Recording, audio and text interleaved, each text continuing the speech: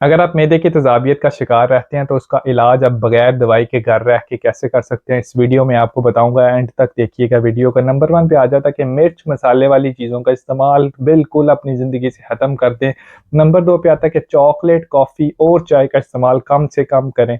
Number 3 पे आता है कि रात का खाना सोने से कम 4 घंटे पहले ज़रूर खा लें। और चौथे नंबर पे आता है कि जब आप रात को सोएं तो जो आपका सर वाला हिस्सा है वो छाती से ऊपर हो।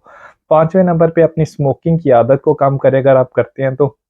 छठे नंबर पे आ जाता है कि अगर आपका वज़न ज़्यादा है तो वज़न को कम करें। अब होता ही है कि मैदे के अंदर जो तेज़ाब खाने को हज़म करने के लिए होता है, वो अगर आपकी खुराक की नाली में आएगा तो आपको मैदे के अंदर या सीने के अंदर बहुत ज़्यादा जलन होगी। अक्सर लोगों को इसके साथ खाँसी भी शुरू हो जाती है, कुछ लोगों की तो आवाज़ भी बदल जाती है और जब वो सुबह उठते हैं तो उनके मुँह का ज़ायका बहुत कड़वा और गंदा होता है और कुछ लोगों के तो मुँह से स्मेल भी आती है।